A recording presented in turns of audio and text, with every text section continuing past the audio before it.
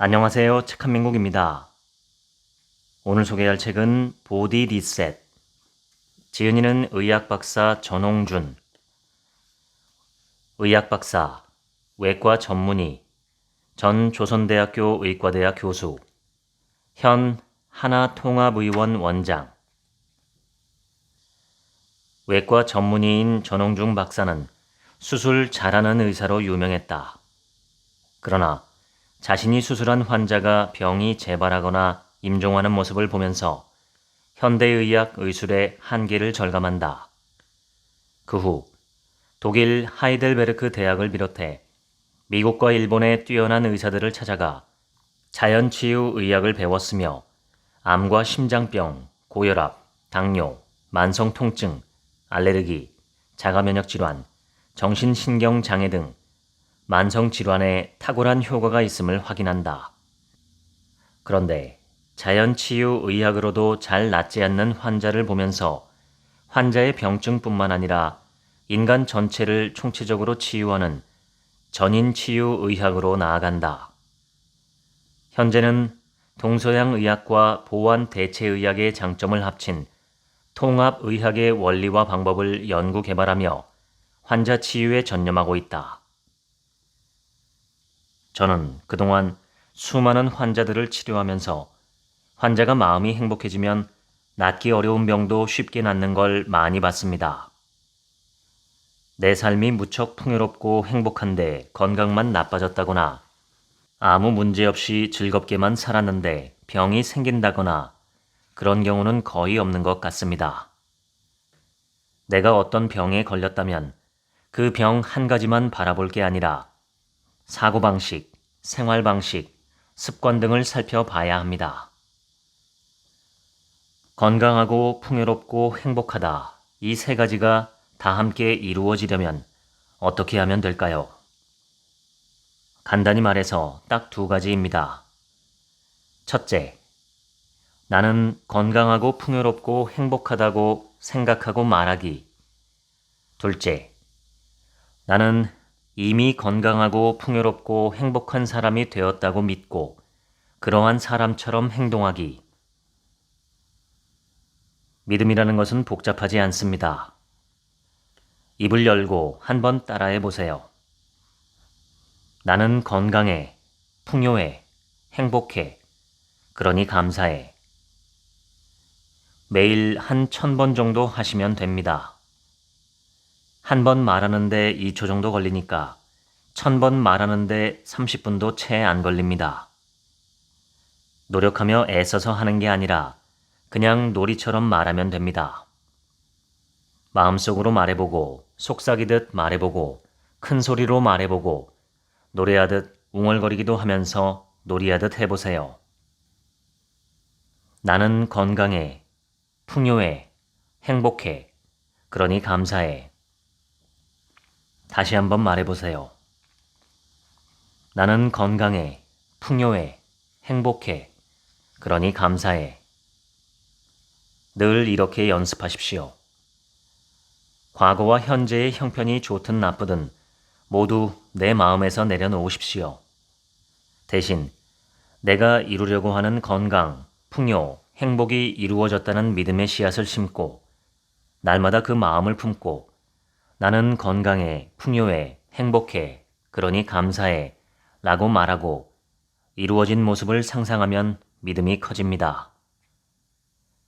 늘 말을 조심해서 해야 합니다. 이런 속담도 있지 않습니까? 말이 씨가 된다. 말 한마디로 천냥 빚을 갚는다. 성경에도 이런 구절이 있습니다. 죽고 사는 것이 혀의 힘에 달렸나니. 입으로 내뱉은 말은 현실의 창조자입니다. 나는 병에 걸려 있어. 내 삶은 풍요롭지 못해. 나는 행복하지 않고 삶의 고통이 많아. 이런 말을 자꾸 반복하게 되면 말이 씨가 됩니다. 어떤 경우에도 나한테 병이 있어 라는 소리를 입으로 꺼낼 필요가 없습니다. 나는 뭔가가 결핍되어 있어. 나는 늘 뭔가 부족해 라는 소리도 할 필요가 없습니다. 사는 게 어렵다. 내 삶은 불행하다. 이런 말은 절대로 하지 마세요. 나는 건강해, 풍요해, 행복해, 그러니 감사해 라는 말이 습관적으로 나오도록 하십시오. 말은 습관이 되고 내 현실로 나타납니다. 이런 믿음을 지닌 사람은 어떻게 행동하게 될까요? 숨 쉴 때 건강하고 풍요롭고 행복한 사람처럼 고요하고 깊게 숨 쉽니다. 음식 먹을 때 건강하고 풍요롭고 행복한 사람처럼 맛있고 즐겁게 먹고 마십니다. 활동할 때 건강하고 풍요롭고 행복한 사람처럼 즐겁게 일하며 놉니다. 잠잘 때 건강하고 풍요롭고 행복한 사람처럼 꿀잠을 잡니다. 미국 텍사스 MD 앤더슨 암센터의 암 전문의인 김의신 교수가 KBS 아침마당에서 인터뷰한 것을 본 적이 있습니다. 이분은 세계 최고의 암 전문가로 존경받는 분입니다. 이분 말씀이 병원에서 도저히 치료할 수 없다는 이야기를 들었던 환자들 가운데 30년 넘게 살아있는 사람도 있고 어떤 치료에도 도무지 나아지지 않았던 환자들이 좋아진 경우가 있다고 합니다. 그래서 확인해보면 암이 없어진 게 아니고 그대로 있는데 정지된 상태였다고 했습니다. 암 면역 평형 상태가 된 것이죠. 김의신 교수는 이런 환자분들에게는 공통점이 하나 있는데 하나같이 마음을 비운 분들이라고 합니다. 악착같이 암을 고치려 애쓰거나 내가 아니면 우리 가족은 굶어 죽게 될 거라며 뭐든 해야 한다는 스트레스 없이 그냥 모든 것을 내려놓은 분들이었다고 했어요. 김 교수는 자신이 알고 있는 한국인 환자 중에서도 암이 정지된 상태인 환자를 수백 명 보았다고 합니다.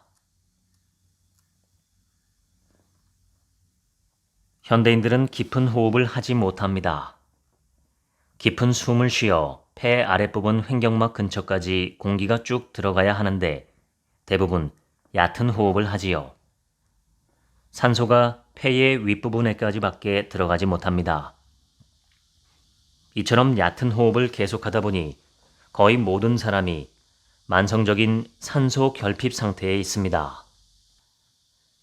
우리가 두려워하는 질환인 암이나 치매, 우울증, 불면증, 공황장애 같은 정신신경장애, 그리고 만성통증까지 거의 모든 만성질병이 세포의 만성적 산소결핍과 관계가 있습니다. 의도적으로 깊은 호흡을 하려고 늘 마음을 쓰며 연습해야 합니다. 좋은 음식을 잘 먹는 것보다 깊은 호흡을 하는 것이 더 중요합니다. 깊은 호흡을 하는 방법은 아주 간단합니다. 어깨와 가슴을 뒤로 활짝 젖히고 척추를 바로 세우십시오. 숨을 깊게 들이마십니다. 이때 반드시 코로 공기를 들이마셔야 합니다. 아랫배까지 깊이 숨이 들어간다는 기분이 들도록 들이마셔 보세요. 그 다음 서서히 숨을 길게 끝까지 내쉬면 됩니다. 앉아있든 걷든 무엇을 하든 틈만 나면 숨을 깊이 쉬자 하며 연습하십시오. 생각날 때마다 깊은 호흡을 하는 겁니다. 신념의 생물학을 주장한 미국 스탠퍼드 대학의 브루스 립튼 박사는 당신의 주인은 DNA가 아니다라는 책에서 신념, 즉 우리가 무엇을 믿느냐에 따라 우리 인생이 달라진다고 합니다. 우리가 마음으로 무엇을 믿고 무엇을 생각하느냐에 따라 우리 육체와 운명이 바뀐다는 사실을 늘 염두에 두시기를 바랍니다. 2019년 한 환자분이 우리 병원에 오셨습니다. 이분은 당뇨 합병증이 너무 심해서 심근경색이 왔고 치료받던 대학병원에서 더는 어렵겠다는 말을 들었다고 합니다. 저한테 오셨을 때 제대로 걷지도 못했습니다. 본인이나 가족 모두 생존하기 어렵다는 걸 알고 있었습니다. 제가 권한 치유법은 자연에서 난 채소, 과일, 통곡물 등을 생채식하고 생기호흡을 하게 한 것입니다. 이분은 집으로 돌아가 계속 의식적으로 생기호흡을 하셨답니다. 걷기는 힘들었지만 자연으로 나가 햇볕도 쬐고 맨발로 흙을 밟으며 한 걸음씩 내딛는 연습을 했고요. 숨을 들이마시며 생명이 들어온다. 내쉬며 나는 건강해. 숨을 들이마시며 생명이 들어온다. 내쉬며 나는 풍요해. 숨을 들이마시며 생명이 들어온다. 내쉬며 나는 행복해. 이렇게 석 달 정도 했을 때 검진일이 다가와 대학병원에 가서 검사를 받았답니다. 그런데 담당 의사가 깜짝 놀라 이렇게 말했다네요. 내 생전에 이렇게 빨리 당화혈색소 수치가 정상이 되고 심장 상태도 좋아진 건 처음 봅니다. 잘 걷지도 못했던 이분은 몇 개월 만에 등산하러 다닐 정도로 건강이 좋아졌습니다. 어떤 음식을 먹고 또 어떻게 식사해야 할까요? 내가 사는 지역에서 그 계절에 나는 음식 재료로 만든 음식이 내 몸을 건강하고 풍요롭고 행복하게 해줍니다. 자연과 조화를 이루는 음식이라고 할 수 있겠죠. 어떤 음식을 선택하더라도 유념해야 할 게 있습니다. 우리 몸은 수십 조개의 세포와 그보다 10배가량 많은 수백 조개의 미생물이 서로 돕고 함께하는 공동체라는 사실을 잊지 말라는 겁니다. 내 몸속 미생물이 좋아하고 또 미생물을 살리는 음식을 한 가지만 고른다면 식이섬유입니다. 살아있는 섬유소를 몇 끼니 충분히 드시는 것이 중요한데 이 섬유소는 우리가 주변에서 쉽게 구할 수 있는 자연 식물식, 꽃, 채소나 과일, 통곡식에 많이 들어있습니다. 섬유소가 풍부한 음식은 장내 미생물과 면역세포의 생명력을 활성화시켜줍니다. 음식은 배가 고플 때 먹으면 됩니다. 끼니 때가 되었어도 배가 고프지 않다면 음식을 먹지 않는 게 좋습니다. 배고픔과 식욕을 구별해야 합니다. 움직이고 활동해서 정말로 배가 고파졌을 때가 비로소 우리 몸이 음식을 받아들여 소화 흡수할 준비가 된 상태입니다. 먹는 음식의 양은 배가 부르지 않을 정도가 좋습니다. 식사를 하다가 배가 부르기 시작하면 곧바로 숟가락을 내려놓으세요. 배가 부르다는 것은 우리 몸이 보내는 신호입니다. 음식이 그만 들어오게 해달라는 신호죠. 배가 부른데도 계속 먹게 되면 우리 몸은 넘치도록 들어오는 음식물을 소화 흡수하기 위해 많은 생명력과 에너지를 써야 합니다. 특히 효소를 많이 소진하지요. 우리 몸속에는 약 5천여 종류의 효소가 있는데 각 효소는 한 가지 일만 합니다. 예를 들면 침 속에 있는 아밀라아제는 탄수화물을 소화하는 효소이고 펩신은 위에서 분비되는 소화효소로 단백질을 분해합니다. 그런데 이 생체 효소 5천여 종의 원형이 되는 잠재 효소가 있다고 합니다. 모든 세포로 분화할 수 있는 줄기세포처럼 어떤 효소로도 분화가 가능한 효소입니다.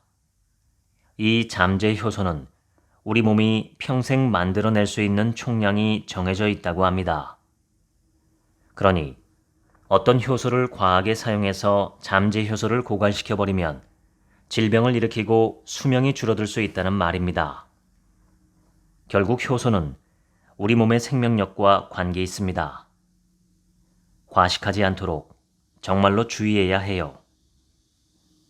어느 정도 배가 찼다는 느낌이 오면 그만 먹는 게 좋습니다. 또 음식을 오래 씹어 먹는 습관을 들이는 것도 무척 중요합니다. 음식이 거의 물처럼 될 때까지 씹어서 식도로 흘려보내세요. 음식을 오래오래 씹어서 삼키면 당연히 장내 미생물과 세포가 좋아합니다. 식사할 때는 지금 내 앞에 어떤 일이 펼쳐져 있든 간에 모든 걸 내려놓고 식탁에 차려진 음식에만 집중하세요. 나는 이 세상에서 제일 건강하고 풍요롭고 행복한 사람이라 생각하고 그 느낌으로 천천히 음식 맛을 음미하면서 오래오래 음식을 씹으며 즐겁게 식사하는 겁니다. 음식 못지않게 중요한 것은 물입니다. 가장 좋은 물은 음양탕입니다. 이 물은 볶은 현미에 뜨거운 물을 부어 우려낸 것으로 언제 어디서든 늘 마시면 좋습니다. 저는 외출할 때 늘 볶은 현미물 보온병과 생수를 챙겨 다니면서 자주 홀짝이며 마십니다. 이 음양탕은 아침에 자고 일어나서부터 점심때까지 5컵에서 7컵 정도, 즉 약 1리터 정도 마시는 게 좋습니다. 물론 성인의 경우입니다. 운동하면서 절대로 하지 말아야 하는 게 하나 있습니다. 그것은 바로 이런 말들입니다. 내가 건강이 안 좋으니 운동을 해야 한다. 병이 있으니 어쩔 수 없이 운동해야만 해. 이처럼 운동과 질병을 연결하는 생각만큼은 절대로 하면 안 됩니다. 제가 꼭 권하는 것이 한 가지가 있습니다. 아침에 해가 뜰 때 그 해를 바라보면서 깊이 숨쉬기를 하는 것입니다. 맨발로 서서 해를 바라보면서 깊은 숨을 쉬는 이 운동을 10분에서 15분 정도 매일 하는 것은 건강에 엄청난 도움이 됩니다. 야생 동물한테는 병이 없지 않습니까? 저는 맨발로 흙을 밟으면서 즐겁게 노는 것이야말로 가장 좋은 운동이라고 생각합니다. 일터에서 일할 때도 그것이 어떤 일이든 그 자체를 또 하나의 놀이나 오락처럼 생각해 보십시오. 평소 좋아하는 게임을 하듯 스트레스나 짜증을 한 단계씩 돌파해 나가는 것은 어떠실지요? 먹고 살려면 어쩔 수 없이 이 일을 해야 해. 죽고 싶을 만큼 하기 싫지만 살려면 억지로라도 해야지. 이런 생각은 얼른 내다 버리세요. 나는 이미 건강하고 풍요롭고 행복한 사람이라고 믿고 무슨 활동이든 즐겁게 한다면 나라는 연주자가 즐겁고 평화로운 음악을 선택해서 피아노를 연주하는 것과 같습니다. 우리는 모두 어느 누구든지 혼자서 살 수 없습니다. 만일 세포 하나를 분리해서 내 몸 밖 어딘가에 따로 떼어놓는다면 그 세포가 살 수 있을까요? 애초에 혼자서 스스로 살아가는 게 불가능하다면 어차피 자연 환경이나 사회 환경 속에서 인간관계를 맺으며 살아갈 수밖에 없다면 어떻게 해야 할까요? 환경과 관계를 맺으며 사는 것에 저항하거나 피하지 말고 이왕이면 화목하고 조화롭게 또 즐겁게 받아들이는 것이 좋지 않을까요? 웃음의 치유력은 정말로 강력합니다. 미국의 유명 언론인 노먼 커즌스의 사례가 유명합니다. 그는 불치병인 강직성 척추염으로 살아갈 날이 얼마 남지 않았다는 진단을 받았습니다. 그때 이분은 이렇게 생각했답니다. 어차피 죽는 거 슬퍼하며 절망 가운데 죽을 게 아니라 웃다가 죽자. 그는 병실 TV로 코미디 프로그램을 계속 보면서 웃고 또 웃었습니다. 그 과정에서 이분의 병이 깨끗이 나았습니다.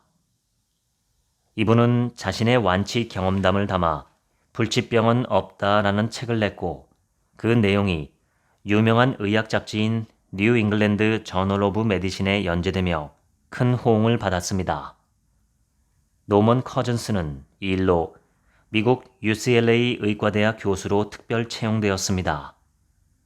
웃음요법으로 10여 년 동안 환자들을 돌보며 마음을 치유했는데 그 경험 역시 희망의 생물학이라는 책에 담았습니다.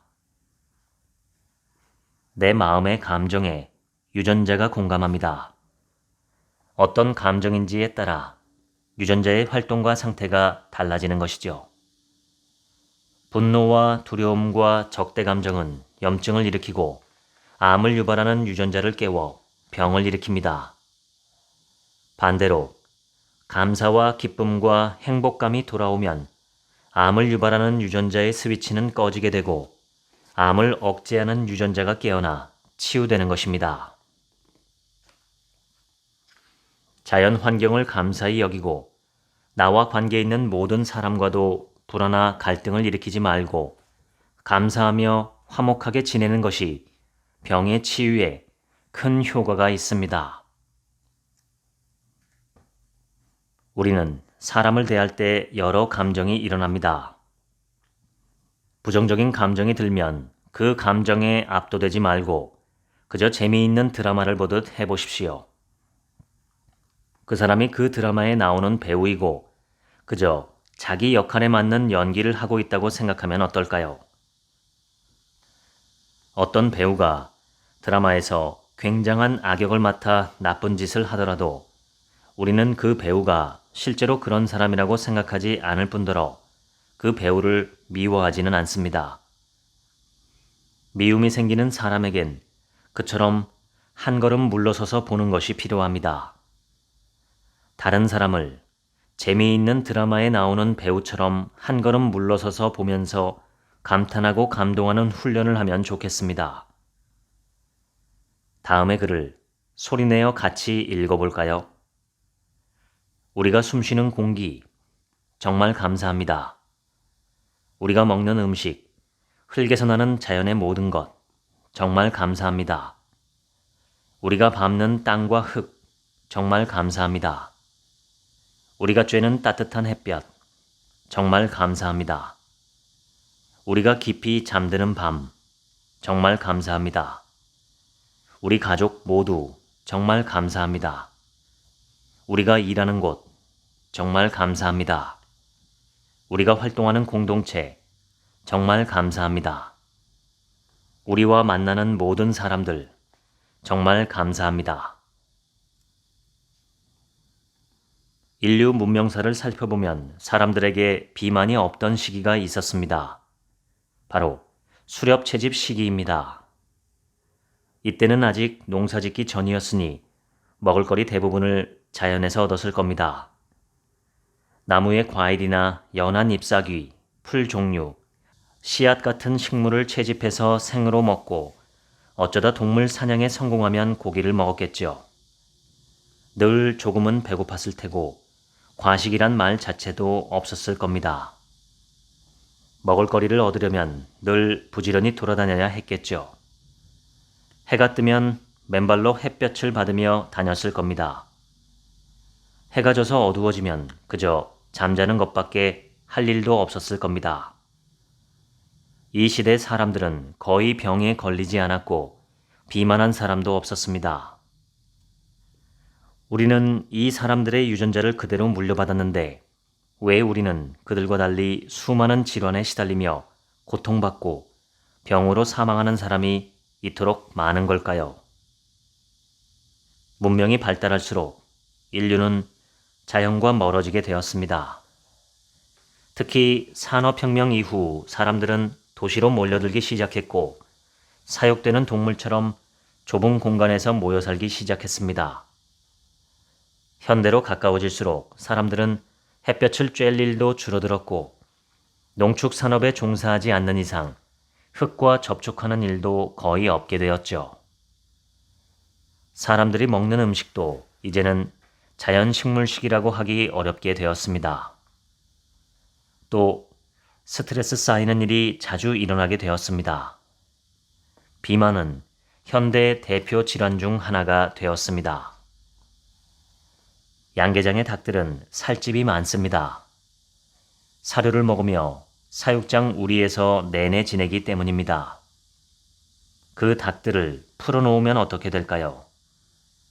햇볕을 받으며 흙을 밟고 자유롭게 다니게 되면 얼마 지나지 않아 몸집이 날렵한 촌닭이나 산닭같이 됩니다.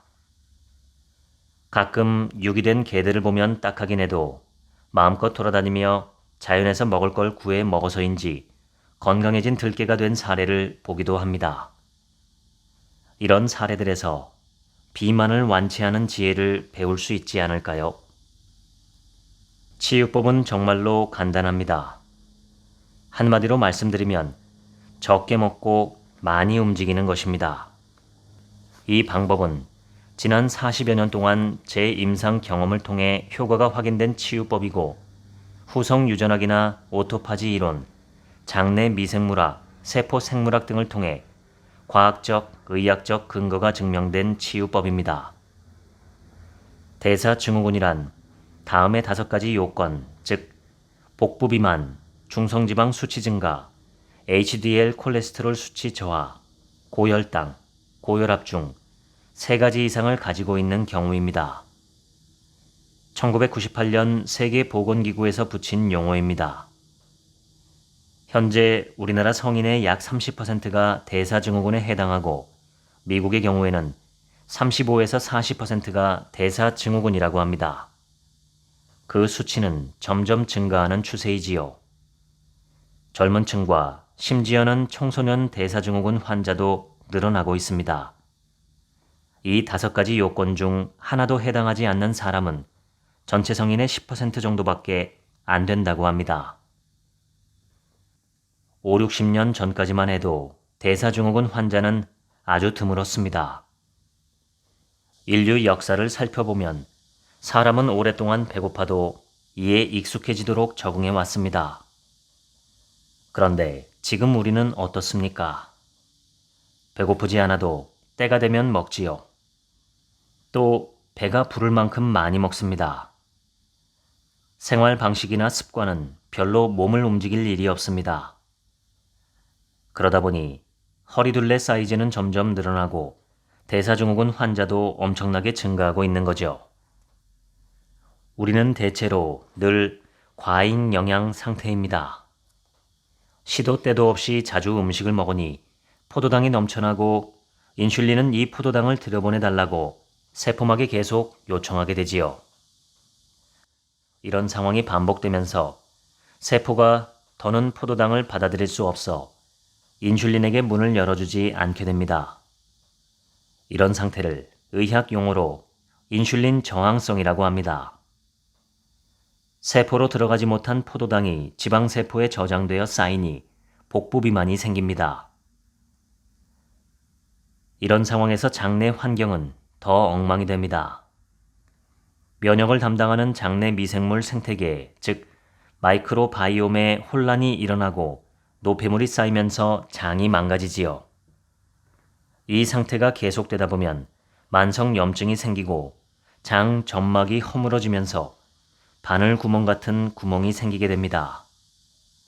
그런 틈으로 빠져나간 장내 염증 물질이나 노폐물이 세포로 흘러들어가 내독소 혈증으로 발전합니다. 이를 장누수 증후군이라고 합니다. 장누수 증후군은 면역세포로 하여금 정상세포를 공격하게 해서 질병을 일으키게 하기도 하는데 이를 자가면역 질환이라고도 합니다. 장누수로 장의 염증 물질과 노폐물이 내독소 혈증으로 발전하여 혈관 내벽에 쌓이면 고지혈증이 생기고 혈관에 때가 많이 끼게 되면 혈관이 굳어지는 동맥경화 현상이 생기며 자연스레 혈압이 높아지게 됩니다. 모든 문제는 스트레스, 과로, 과식과 좋지 않은 음식으로 장내 환경이 나빠지며 시작되는데 대사증후군의 5가지 요건은 병이라기보다는 곧 심각한 병이 올 것이라고 알려주는 경고 신호입니다. 대사증후군을 치유하는 방법은 무엇일까요? 적게 먹고 많이 움직이는 것입니다. 적게 먹되 채소와 껍질째 먹는 과일과 통곡식처럼 섬유소가 많은 음식을 주로 드시는 게 좋습니다. 장내 면역을 담당하는 미생물 수는 약 38조 개로 알려져 있는데 이 미생물들은 섬유소가 주식이니 섬유소가 부족하면 당연히 허약해질 수밖에 없고 면역력도 떨어지게 되지요. 그래서 대사증후군이 있을 때 섬유소를 2주만 집중적으로 먹어도 금방 건강이 좋아지는 것을 저는 자주 보았습니다. 우리가 할 일은 식단을 근본적으로 바꾸어 섬유소를 많이 먹는 것입니다. 우선 아침은 공복 상태를 그대로 유지할 정도로 조금 드시는 겁니다. 아예 아무것도 먹지 말라는 게 아닙니다. 여러 종류의 생채소를 잘게 썰어 소스를 약간 곁들여 먹거나 과일과 물만 먹는 정도면 좋습니다. 점심 식사 전까지 물을 충분히 마시면 됩니다. 이 정도면 칼로리가 부족하니 온몸의 조직에서 오토파지 작용이 일어나게 됩니다. 섬유소를 섭취했으니 장내 미생물은 활발해지고 세포 내에서는 해독작용이 일어납니다. 점심과 저녁 식사를 할 때도 식사 전에 가능하면 생채소나 과일을 먼저 먹는 게 좋아요. 식단도 채소와 통곡식 위주로 하여 되도록 섬유소를 많이 드시면 세포들이 좋아한답니다. 이처럼 아침 식사는 과일과 생채소와 식물성 오일, 물만 먹는 절식을, 점심과 저녁 식사는 과식하지 않을 정도만 먹고 늦은 밤에는 음식을 먹지 마세요. 사실 먹을 게 들어오지 않고 배가 고파야 세포 내에 쌓인 노폐물이나 독소를 자가 포식하게 되어 자정작용이 일어납니다. 이때 장내 미생물들이 좋아하는 섬유소를 섭취하면 미생물들이 더욱 활성화하고 활발하게 살아나는 놀라운 효과가 나타납니다. 어떻게 하면 당뇨를 쉽게 치유할 수 있는지 당뇨 환자 한 분을 사례로 들어 그 방법을 알려드리려 합니다. 운동치유, 음식치유, 마음치유, 이 세 가지 실천법인데 간단히 소개하면 다음과 같습니다. 첫째, 운동치유법. 햇볕을 쬐면서 맨발로 흙을 밟으며 걷기입니다. 하루 두세 차례, 한 번에 20분에서 30분씩 놀이처럼 즐기면서 하면 됩니다. 둘째, 음식치유법. 흙에서 난 자연식물식을 가능하면 조리하지 않고 생채식으로 먹는 겁니다. 셋째, 마음치유법. 당뇨병이나 여러 합병증 때문에 힘들다는 생각을 버리는 겁니다. 나는 환자가 아니라 건강한 사람이다. 이렇게 생각하라는 겁니다. 내 건강은 완전하고 내 면역 시스템은 제대로 작동하고 있다라고 마음으로 믿고 건강해진 자신의 모습을 상상하면 됩니다. 저는 지난 40년 동안 수많은 당뇨 환자들에게 생채식을 권했는데 실천한 분들은 대부분 좋아졌습니다. 한 번은 어느 유명 대학의 교수님이 저를 찾아왔습니다. 이분은 TV에 자주 출연하는 분이라 독자 여러분뿐만 아니라 우리나라 국민이라면 다 아실 만한 분입니다. 어느 날 제가 병원에 출근했더니 그분이 병원 대기실에 앉아 계시는 거예요. 아침 일찍이라서 제가 깜짝 놀랐습니다. 그 교수님은 나 같은 지방의사에게 찾아올 그런 분이 아니라고 생각했지요. 제가 교수님 어쩐 일로 오셨습니까? 하고 물었더니 그분이 자기 이야기를 들려주셨습니다. 그분은 당뇨로 자신이 재직하던 대학병원에서 지난 8년 동안 인슐린 주사를 처방받았다고 합니다. 그러던 어느 날 제가 쓴 책들을 읽고 당뇨병 환자를 위한 생채식 요법을 그대로 따라했다고 합니다. 놀랍게도 13일 만에 인슐린 주사를 맞을 필요가 없을 만큼 혈당이 떨어졌다고 했습니다. 그래서 깜짝 놀라 저를 만나러 오신 겁니다. 이분은 이제 다 좋아졌습니다. 어떤 병이라도 그 근원을 찾아 따라가 보면 결국 세포가 고장나 있습니다. 세포 안에 독성 물질이나 불순물, 노폐물 같은 것은 잔뜩 쌓여 있고 반대로 꼭 필요한 필수 영양소와 산소, 체온은 부족한 상태이지요. 이것이 병의 원인입니다. 병명이 무엇인가? 즉, 고혈압이냐, 당뇨냐, 암이냐는 그 세포 핵 속에 있는 어떤 유전자가 변질되고 손상됐느냐에 따라서 다를 뿐입니다. 모든 병은 세포와 유전자의 변질로 생깁니다. 그러면 병을 치료하기 위해서 어떻게 하면 될까요? 세포를 건강하게 만들면 됩니다. 환자들의 모발 조직 중금속 검사를 해보면 대부분 몸에 있어서는 안 되는 수은이나 납, 알루미늄, 바륨 같은 중금속이 축적되어 있습니다. 반대로 꼭 있어야 하는 영양소, 그 중에서도 특히 칼슘, 마그네슘, 아연이 많이 결핍되어 있고 인이나 셀레늄 같은 영양소도 부족한 편입니다. 햇빛과 땅의 에너지를 받고 자란 자연식물식을 조리하지 않고 날 것 그대로 먹는 생채식에 뛰어난 치유의 힘이 있습니다. 가공하더라도 되도록 최소한만 가공해서 드시기를 권합니다. 생채식 음식들은 몸속 독성과 불순물, 노폐물을 제거하고 대신 필수 영양소와 산소, 체온을 보태줍니다. 몸이 좋아지면 현미 잡곡밥이나 채식 위주의 식사를 하되 원한다면 동물성 단백질을 약간 곁들일 수 있습니다. 운동치유법으로 제일 좋은 방법은 햇볕 쬐며 맨발 걷기라고 앞서 말씀드렸죠. 맨발로 땅을 밟고 햇볕을 쬐면 우리 몸속 독성은 빠져나가고 햇볕과 땅으로부터 좋은 생명 에너지가 몸으로 들어옵니다.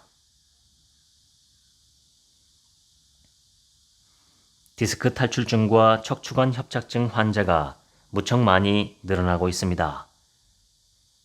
특히 선진국일수록 이 질환 환자 수가 많아요. 그래서 디스크 탈출증과 척추관 협착증을 우리 시대의 역병이자 대유행병이라고 말하는 분들도 있어요. 저는 의료봉사로 아프리카 대륙에 20번가량 다녀왔습니다. 제가 속해 있는 의료봉사단체가 진료한 환자 수는 연인원 20만 명이 넘습니다. 환자들 대부분은 피부병이나 소화장애, 근육통 등으로 치료받으러 옵니다. 목이나 등, 어깨나 허리가 아파서 찾아오는 사람은 많지 않습니다. 이 세상에서 가장 효과 있는 방법은 대체로 쉽고도 단순합니다. 제 경험으론 반드시 그렇습니다. 간단히 소개하면 다음과 같습니다. 첫째, 말로 건강과 행복을 선언하고 마음으로 믿는 겁니다. 나는 건강하고 행복하다. 나는 날마다 기분이 좋다. 하루에 1000번 이상 이렇게 말합니다. 현실은 고통스럽겠지만 마음으로는 내가 건강하고 행복하며 고통 없이 자유롭게 활동하는 모습을 상상하며 그렇게 되었다고 선언하는 겁니다. 둘째, 생채소즙 절식입니다. 완전히 음식을 끊는 단식이 아니고 1, 2주 정도 과일과 생채소즙과 따뜻한 물만 먹는 방법입니다. 셋째, 마음 치유입니다. 내 마음속에 있는 억압되고 불쾌한 감정을 사라지게 하고 늘 유쾌한 감정으로 바꾸는 것입니다. 디스크 탈출증이나 척추관 협착증의 원인은 한마디로 육체, 특히 근육의 긴장과 위축입니다. 척추 주변 근육의 긴장, 그리고 마음의 긴장과 억압이 선행 원인입니다. 긴장되고 위축된 근육을 풀어주면 되지 않겠습니까? 이것이 디스크와 척추관 협착증의 원인을 치료하는 방법입니다. 제가 발견한 이 질환의 원인은 한마디로 심신의 긴장과 위축입니다. 마음의 긴장과 억압은 어떻게 풀 수 있을까요? 많은 사람들의 마음 가운데에는 억압된 감정, 특히 분노, 두려움, 열등감 등이 크게 자리 잡고 있습니다. 그런 감정을 억압한 채로 살아가기 때문에 늘 불쾌한 감정에 빠져 있고 분노가 치밀어 오를 때가 잦습니다. 이처럼 억압된 불쾌한 감정이 디스크 탈출증과 척추관 협착증 통증을 유발하는 데 아주 결정적인 영향을 미치는 거죠. 이해가 되든 안 되든 틈만 나면 이렇게 말하고 상상할 것을 권합니다. 나는 건강하고 행복하다. 나는 날마다 기분이 좋다. 특히 아침에 막 일어났을 때 입버릇처럼 반복해서 말합니다. 나는 건강하고 행복하다. 나는 날마다 기분이 좋다. 통증이 있다 같은 말은 하지 않는 게 좋습니다. 대신 늘 나는 건강하고 행복하다, 나는 날마다 기분이 좋다 라고 말하며 통증 없이 기분 좋게 사는 내 모습을 상상하며 지내는 겁니다. 통증에 주의를 기울이면 기울일수록 통증은 계속되고 점점 커집니다. 통증에 사로잡히게 되는 거지요. 통증 대신 건강하고 행복한 쪽에 주의를 집중하세요. 그러면 분명히 편안해지고 통증이 줄어들게 됩니다. 사람들은 불쾌한 감정이 생겼을 때 불쾌함을 표현하기보다는 대체로 참고 억압하는 경향이 있습니다. 제가 말씀드리는 이 방법을 계속 연습해보면 마치 지우개로 지우듯 빠르게 불쾌한 감정을 지워버릴 수 있습니다. 방법은 간단합니다. 우선 내 안에 억압된 감정이 있구나 하고 자각하고 그 감정을 인정해야 합니다. 그래야 사라지게 할 수 있습니다. 없는 걸 사라지게 할 수는 없으니까요. 그 다음, 그냥 내가 아닌 다른 사람들에게 행복하게 잘 지내라고 축복의 말을 하고 자연의 모든 사물을 다 곱고 감사하게 보면 됩니다. 이게 다입니다. 정말 간단하지요. 그냥 한번 해보십시오. 시간만 좀 내면 됩니다. 소리내어 감사합니다 라고 말하고 다른 사람에게도 행복하게 잘 지내세요 라고 말해보세요. 놀랍게도 내 안에 있는 억압된 감정에서 벗어날 수 있습니다. 뉴욕대학교 의과대학 재활의학과 교수이자 심신의학의 개척자인 존 사노 교수는 디스크나 척추관 협착증은 병이 아니라고 말합니다. 이분은 억압된 감정이 통증을 일으킨다는 사실을 많은 환자를 통해 확인했습니다. 저를 찾아오는 환자들 가운데 가끔 이런 말을 하는 분들이 계십니다. 원장님은 어려운 난치병 환자만 붙들고 있지 말고 피부 미용 클리닉을 하십시오. 대박 날 겁니다. 왜 이런 말들을 하실까요? 실제로 피부 미용 때문에 저한테 오는 환자는 단 한 분도 없었습니다. 다들 잘 낫지 않는 어려운 질환들 때문에 오지요. 이분들을 치유하기 위해 저는 몇 가지 프로그램을 안내하고 그대로 따라하게 하지요. 그런데 3개월이나 6개월쯤 지나면 한결같이 눈빛이 다 고와지고 피부가 깨끗하고 아름답게 변합니다. 어떻게 피부가 아름답고 깨끗하게 변했을까요? 속이 아름다워지니 겉이 아름다워진 겁니다. 창자는 우리 몸을 지키는 파수꾼인 유익균이 38조 개가 사는 곳으로 이 미생물 군집과 그들이 지닌 유전체를 통틀어 마이크로바이옴이라고 하지요. 이 미생물들은 채소와 과일과 통곡식에 많은 섬유소를 좋아하는데 특히 조리하지 않은 식이섬유를 아주 좋아합니다. 장내 미생물은 우리 몸의 면역을 담당합니다. 우리가 섬유소를 적게 먹으면 장내 미생물의 먹이가 줄어드니 당연히 미생물의 활동이 약화될 것이고 더 부족해지면 미생물이 허약해져 우리 몸은 면역력이 떨어지고 염증으로 발전할 수 있습니다. 아름다운 피부를 원하신다면 좋은 섬유소 음식을 매 끼니 드시면 됩니다. 장내 미생물들이 신나서 장내 환경을 깨끗하게 청소하고 면역력을 높여줄 테니까요. 장내 미생물이 가장 좋아하는 생채소와 생과일과 통곡물을 되도록 조리하지 않은 생채식으로 듭시다. 피부 미인이 되는 지름길입니다. 우리는 피부를 보호한다며 자외선 차단에 엄청 신경 쓰지요. 하지만 자외선을 너무 민감하게 여기거나 과도하게 대처할 필요는 없습니다. 자외선 관련 정보들은 대체로 백인들의 피부를 기준으로 한 것이 많아 우리에게 맞는 것은 아닙니다. 백인 피부는 어릴 때는 곱고 아름답지만 빨리 노화하여 30, 40대가 되면 벌써 피부가 거칠어져 있는 것을 흔히 볼 수 있습니다. 실제로 다른 인종에 비해 자외선 피해를 쉽게 많이 받습니다. 그러나 황인종이나 흑인은 멜라닌 색소가 기본적으로 많은 편입니다. 멜라닌 색소는 자외선으로부터 피부를 보호하는 방어막 역할을 하지요.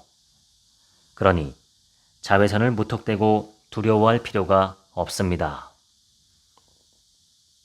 낮에 몸을 움직이며 운동하고 밤에는 잠을 잘 자면 됩니다. 잠을 잘 자야 피부가 아름다워집니다. 얼굴빛이 어둡다는 표현이 있듯이 생각과 감정은 피부에도 드러납니다. 아무리 잘생기고 예쁜 얼굴이라도 마음에 어둠이 가득 차 있으면 눈빛과 피부도 어두워집니다. 지난 50년 동안 한국은 천식 환자 수가 10배가 늘었고 20년 동안에는 4배가 늘었습니다. 선진국일수록 천식 발병 환자가 늘어나고 있어요.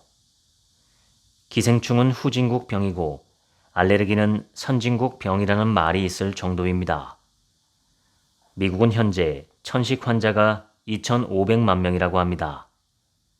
인구 9명당 1명이 천식 환자입니다. 왜 이렇게 선진국일수록 문명이 발달할수록 천식 환자가 많이 증가할까요? 이런 사정을 연구하는 학문을 의료인류학 또는 보건인류학이라고 합니다. 연구에 따르면 문명이 발달할수록 선진국일수록 천식 환자가 많아지는 이유는 그들이 살아가는 생활 환경이 독성과 화학물질의 바다와 같기 때문이라고 합니다. 미국 내에서도 백인과 비교해 아프리카계 미국인이나 라틴계 미국인의 천식 발병률은 2.5배에서 3배 이상 높습니다. 소득이 높은 백인들은 비교적 청정한 주거 환경에서 살지만 저소득층 사람들은 아프리카계나 라틴계가 많은데 주거 비용이 덜 드는 도로변이나 공장 주변 등에 많이 거주합니다.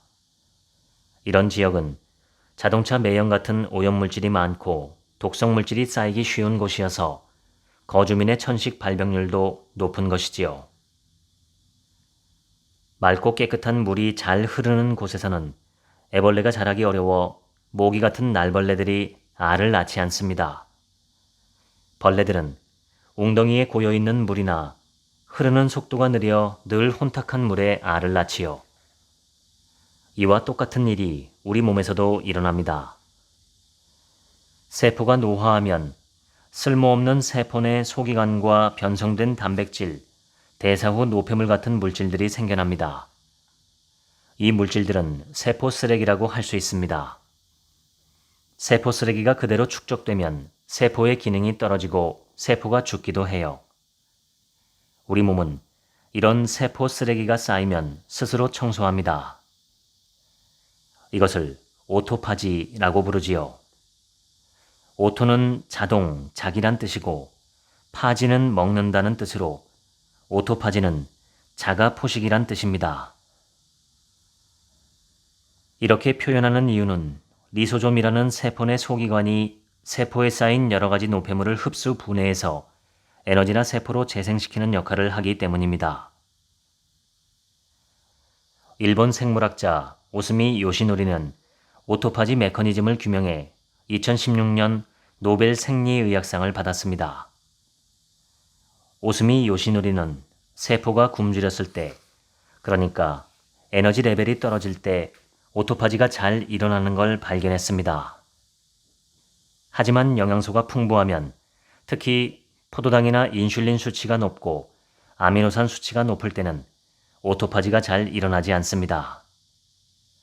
과식하면 오토파지가 일어나지 않는다는 것입니다. 세포 청소를 하지 않게 되죠.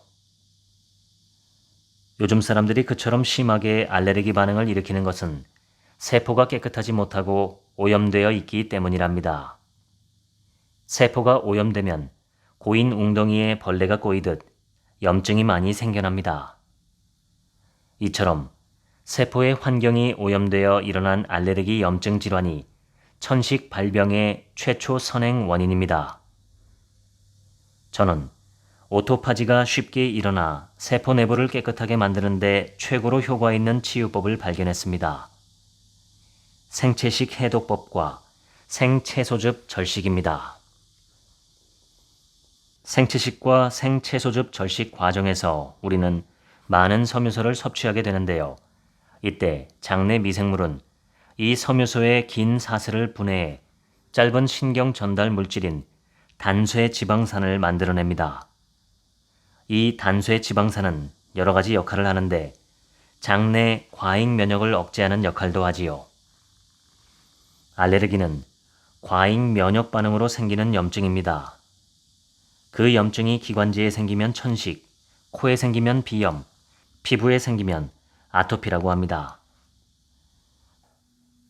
섬유소는 장내 환경을 약산성으로 만들어 유해균의 성장을 억제하고 유익균이 압도적으로 많아지게 합니다.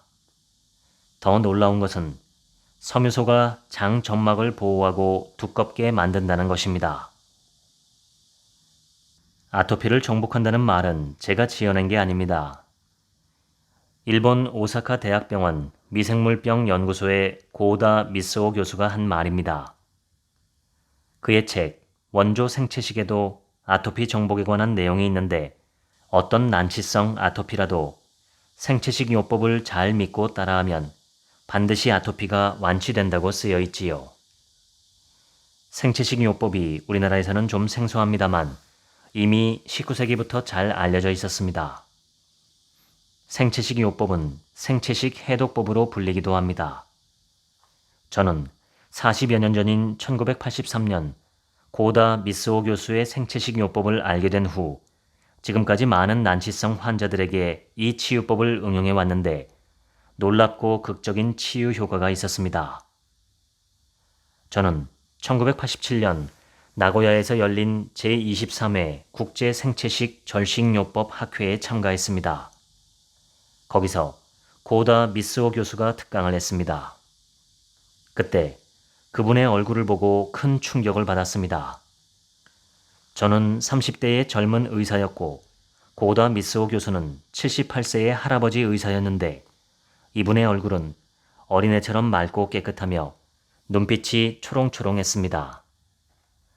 머리카락은 사춘기 소년처럼 빽빽하게 자라있고 까맣게 윤기가 나는 걸 보고 할아버지 얼굴이 어떻게 저렇게까지 아름다울 수 있을까 놀랐지요. 생채식 요법은 어떻게 아토피의 근본 원인을 해결할까요? 우선 생채식 요법은 첫 번째 원인으로 꼽고 있는 변이된 피부 유전자를 복구시켜주는 효과가 있습니다. 후성 유전학은 변이된 유전자가 생채식 요법으로 복구된 것을 구체적으로 증명해 주었습니다. 두 번째, 알레르기 염증 반응을 일으키는 원인도 생채식 요법이 완전히 해결해 줍니다. 장내 환경을 깨끗하게 만들어 원인을 제거하기 때문입니다. 아토피 환자들이 생채식을 한 달쯤 하고 나면 대변에서 거의 냄새가 나지 않습니다. 전에는 대변에서 악취가 나고 구취도 심했는데 더는 냄새가 나지 않게 됩니다. 저는 동료 의사들에게 생채식 요법에 관심을 가지고 연구해서 임상에 적용해보라고 간곡히 권합니다. 이 치유법은 아토피 환자에게만 도움이 되는 것이 아닙니다. 같은 면역 반응을 일으키는 알레르기 비염, 천식에도 극적인 효과가 있으며 그 외에도 자가 면역 질환, 고혈압, 당뇨와 많은 난치성 질환에도 놀라운 치유 효과가 있습니다. 두통이나 생리통이 심한 분들에게 한 가지 공통점을 찾아볼 수 있습니다. 이들은 마음속에 불쾌한 생각과 감정이 많습니다. 불쾌한 생각과 감정에 사로잡혀 있기 때문에 유쾌한 감정이 제대로 순환하지 못하지요. 마음 문제 역시 제대로 치유해야 완전한 건강이 회복됩니다. 우리 마음속의 가장 큰 문제는 분노와 두려움입니다. 특히 통증 환자들의 의식 속에는 분노와 두려움의 감정이 가득 차 있는 분이 많습니다. 이런 마음속 감정을 청소해야 합니다. 이 분노와 두려움을 해결하는 좋은 방법이 있습니다. 아바타 프로그램의 화해의 언덕 오르기 훈련입니다. 먼저 그런 감정을 없애려고 노력하거나 외면하는 게 아닙니다. 내 안에 이런 불쾌한 감정이 있다는 것을 인정하는 겁니다. 감정이 드러나지 못하게 억압하거나 그 감정에 붙잡혀 있지 마시라는 겁니다. 그저 그런 감정이 내게 있구나 하십시오. 그 다음 눈을 다른 사람에게 돌려 그들이 행복하게 잘 지내라고 축복의 말을 합니다. 여러분, 행복하게 잘 지내세요. 세상 모든 사람들 행복하게 잘 지내십시오. 이렇게 계속 소리내어 말하는 겁니다. 놀랍게도 이 훈련을 계속하게 되면 분노와 두려운 감정이 사라진답니다. 다 감사합니다 라고 말하는 것은 놀랍게도 내 안에 있는 불쾌한 감정을 모두 사라지게 합니다. 화해의 언덕 오르기 연습을 할 때 햇볕을 쬐며 걸으면서 하면 더 좋습니다. 걸으면서 여러분 행복하게 잘 지내십시오 라고 계속 말하고 눈에 보이는 모든 대상에게 다 감사합니다, 사랑합니다 라고 말하는 겁니다. 암 환자들이 해야 할 가장 중요한 첫 번째 작업은 가치 있는 삶의 목표를 정하고 도전하는 것입니다. 암의 특성을 알면 암을 이길 수 있습니다. 암은 4가지 특성이 있는데 요약하면 암은 전신병이자 만성병이고 면역체계가 손상된 병이자 마음의 병입니다. 첫째, 암은 전신병입니다. 국소병이 아닙니다. 어떤 환자가 유방암을 진단받았다면 유방은 암의 집이고 암세포는 온몸에 다 있다고 생각해야 합니다. 눈에 보이는 부분의 암만 공격하고 치료해서는 전신병인 암이 완전히 치유되기는 어렵습니다. 둘째, 암은 급성병이 아니라 만성병이라는 겁니다. 암은 단기간에 치료가 끝나는 것이 아니라 평생 관리해야 하는 병임을 확실히 알아야 합니다. 셋째, 암은 면역체계가 고장난 병입니다. 사실 모든 사람에게 암이 생깁니다. 그러나 우리 몸은 면역 시스템이 잘 갖추어져 있어서 암세포가 생기면 곧바로 면역세포가 암을 청소하고 잡아먹습니다. 그런데 면역 시스템이 손상되거나 변질하면 제대로 작동하지 못하게 되지요. 넷째, 암의 아주 중요한 특성으로 암은 마음의 병입니다. 살면서 겪는 갈등과 두려움, 분노, 절망감 같은 감정이 우리 마음속에 쌓이면 유전자를 변질시킵니다. 마음의 부정적이고 어두운 감정은 암을 잡아먹는 면역세포 유전자도 변질시켜 작동하지 못하게 만들 수 있습니다. 따라서 암 환자의 마음에 두려움, 분노 같은 갈등이 사라지고 긍정, 감사, 평화가 회복되어야 합니다. 암이 발견된 어느 부분만 치료하기보다는 온몸의 면역을 회복하고 마음을 평화롭고 안정되게 하는 몸, 마음 치유를 함께 해야 합니다. 때론 평생 오래오래 암을 치유해야 할지도 모릅니다. 오랜 기간 내 몸속에서 자란 만성병이니 정말 평생을 암과 함께 살아가며 서서히 치유할 수도 있습니다. 암 환자가 가질 수 있는 가장 좋은 목표는 무엇일까요? 건강하게 오래 사는 것이 아닐까요? 그리고 사는 동안 삶의 질을 최상으로 높여 행복하고 보람있게 사는 것이 아닐까요? 어떤 목표든 자신이 가장 원하는 가치 있는 목표를 정하고 이제 말씀드릴 암의 4가지 치유법을 실천할 때 좋은 결과를 얻을 수 있다고 믿습니다. 첫째, 암을 치유하려면 숨을 잘 쉬어야 합니다. 깊게 호흡하는 것입니다. 둘째, 좋은 음식을 먹는 것입니다. 내 입이 좋아하는 음식이 아니라 내 몸의 세포가 원하는 음식이 좋은 음식입니다. 자연 식물식을 드세요. 커피 관장이나 간 청소는 온갖 오염물질을 배출하는 효과적인 방법입니다. 셋째, 즐겁게 운동하는 것입니다. 날마다 햇볕을 쬐며 흙을 밟고 맨발 걷기를 하거나 즐겁게 야외에서 놀면 좋습니다. 넷째, 마음을 잘 쓰는 것입니다. 두려움이라든가 슬픔, 분노, 절망 같은 부정적인 생각을 내보내세요.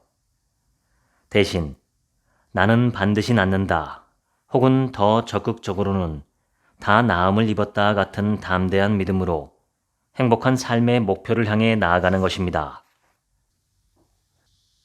어떤 암 환자라도 자기 몸 상태가 현재 어떻든 의사가 뭐라고 말을 했든 이렇게 생각하셔야 합니다. 나는 무조건 다 나아서 완전하다. 나는 건강하게 장수한다. 성경 잠언에 이런 구절이 있습니다. 죽고 사는 것이 혀의 끝에 달렸나니 혀를 쓰기 좋아하는 자는 혀의 열매를 먹으리라.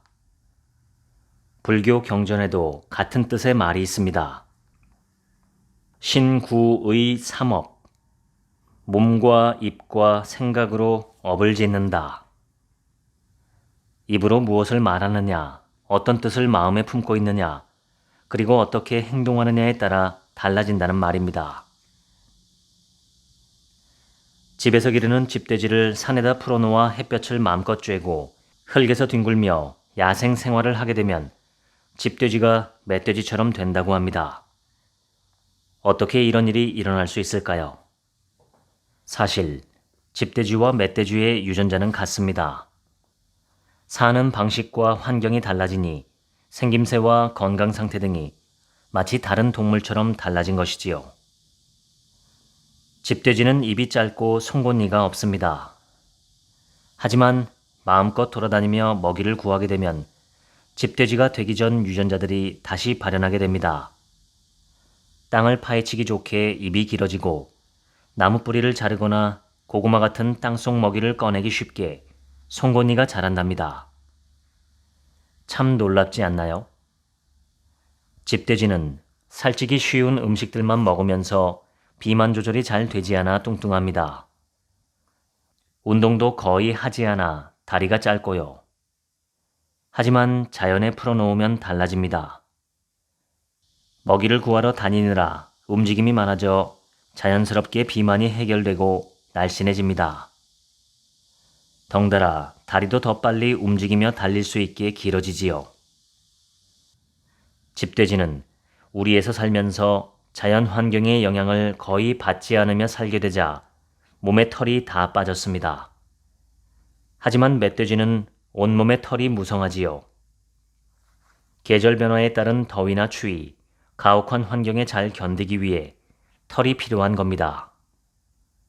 집돼지는 병에 약해서 구제역이나 돼지열병 같은 전염성 강한 병이 돌면 삽시간에 병에 걸리고 치사율이 높은 병이 돌면 거의 100% 사망합니다.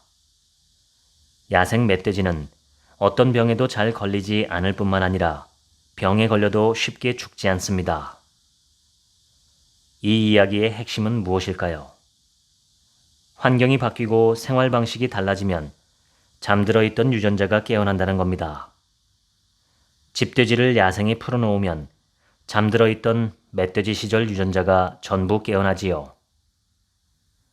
어떤 질환이 생겼거나 암 진단을 받았다면 우리의 생활 방식과 습관을 한번 돌아봐야 합니다.